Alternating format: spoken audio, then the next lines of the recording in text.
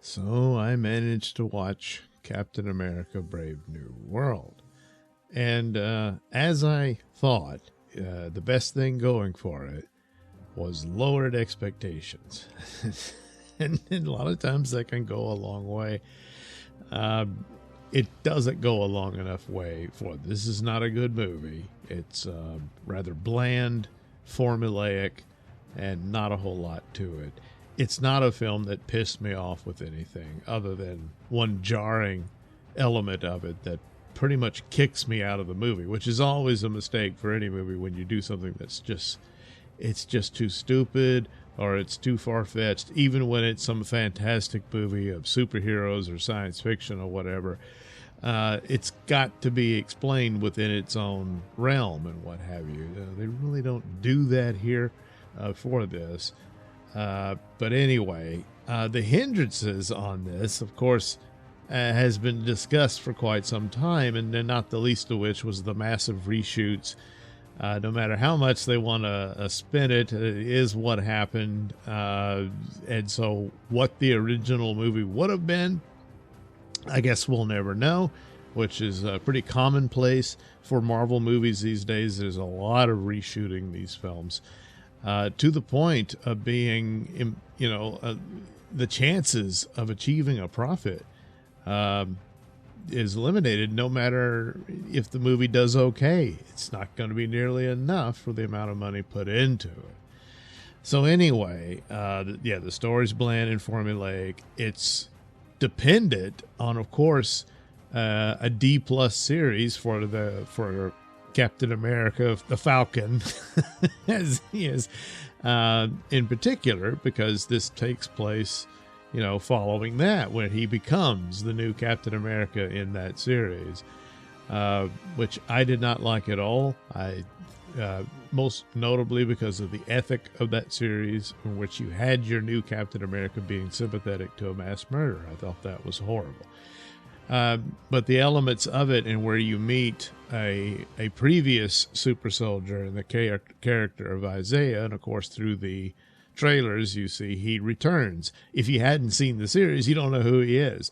They do tell you who he is, and they give a little dialogue explaining his background and that sort of thing. But to fully appreciate his position, you kind of needed to see the show. That's the part that fits in with Sam Wilson and his story and all that. Meanwhile, it's also picking up on two other movies. So first off, and it's obvious again from the trailer and when you realize that the main villain will be the leader. Well, who's he? Well, he's this long forgotten character years ago introduced in the Incredible Hulk film, and really at the very end of that one. And so this movie is more of a sequel to the Incredible Hulk than it is a Captain America movie, as I suspected, just based on leaks and the trailers and promos and stuff. You knew that would be the case. And then, of course, General Ross is now President Ross, now played by Harrison Ford, and all that, and who becomes the Red Hulk in this. So it's a continuation of elements established in a long ago movie with the Hulk at the beginning of the MCU. But there's no Hulk in it, except for Red Hulk. Bruce Banner does not appear. I don't know if they ever did any scenes, and for whatever reason they had to cut it, or they just never did it. Ruffalo had said he's not in it, and so you can't go by that because, Andrew Garfield and Spider-Man and all that could have been forced to lie about it because it would spoil it or what have you. But no, that wasn't the case. The other movie that this is also a follow-up on, it is The Eternals, which even less than Falcon and Winter Soldier. Nobody saw that, and the few who didn't like it, me being one of them. That was not a good film. But the result of that film is this giant celestial corpse, I suppose, that's left in the Indian Ocean.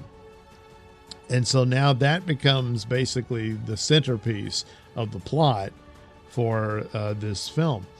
And so it's too many other elements that, I mean, they give you some amount of explanation as to, this is what we're going to be chasing. This is this source of adamantium and all that sort of stuff. And it's causing an international incident and whatnot. Puts America and Japan on the course for war against each other. Okay, that's what they do, but and so that's the elements of it, and the leader is involved in his own plot. You could probably figure it out if you know something, if you remember the Hulk movie. Maybe not entirely, because of how the character was then, which was all very brief, but this is so many years later. He looks terrible. That's not the leader from the comics. He was green and had an enlarged head and that sort of thing. But the route they chose to go here is really just bad. It just doesn't look very good at all. But that's what they went with. The jarring thing within the movie itself is there's this extra character. They had mentioned this Israeli superhero character would be in there. And this was a character called Sabra from the comics, whose costume was basically the Israeli flag, the colors and everything. I don't know if the original film ever had any scenes of her suiting up or anything like that. Here she's an American agent, so she's not a part of the Israeli government. She's Secret Service in this story, and helps Captain America, through the. Well, I won't give away the story and plot, but she's part of helping him out.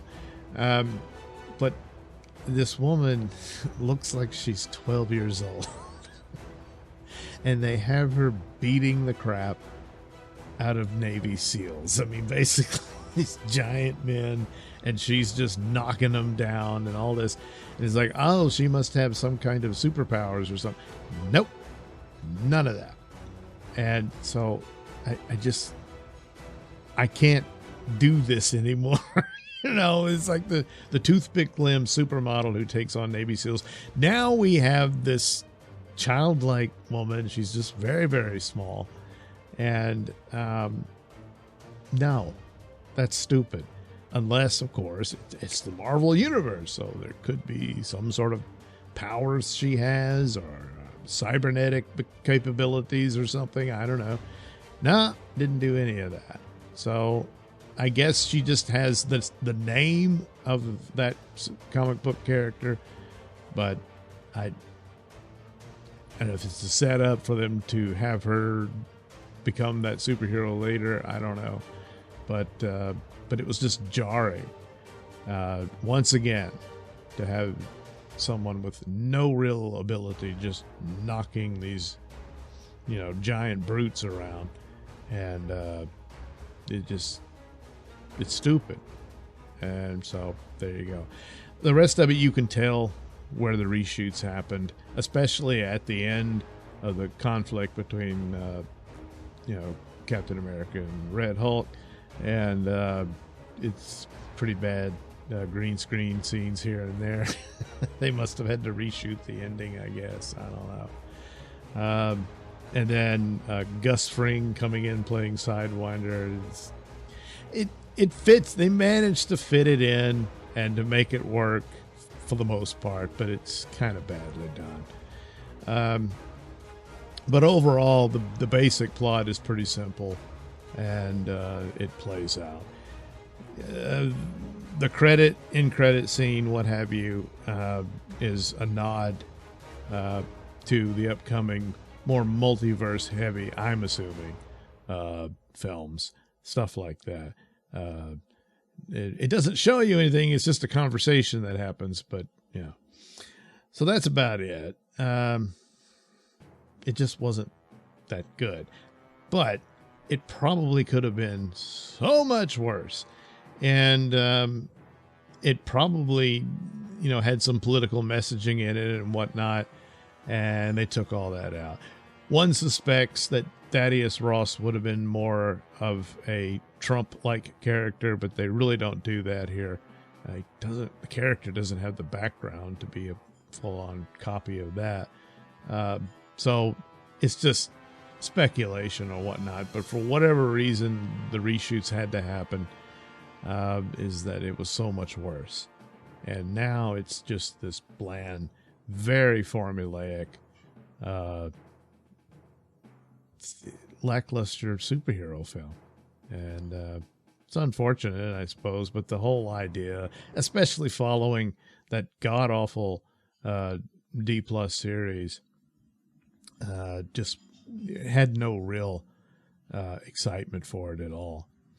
So the next up is the Thunderbolts, which there were no reports of any troubles or needing a massive reshoot, so that one is probably not bad. But then again, it could be just as bland and formulaic too, so I don't know. But maybe not. We'll see. But Captain America Brave New World just never had a chance, really. And as for what the problems were with its original form, probably just lacking in inspiration and what to do. It's just they started out with the idea of a new Captain America series with Sam Wilson, and that's it. They didn't really know what else to do with it, and so they decided to, hey, let's pick an idea for a Hulk sequel without Hulk. Throw that in there. Yeah, well. But anyway, just feel kind of sorry for it at this point. And that's really all I can do. So anyway, if you're really curious about the actual plot and what happens in it, then you'll have to go check it out. But other than that, you could probably find something else to do. Wait for it to stream later and that kind of thing. So anyway, there we go with Captain America, and we'll see what Thunderbolts does.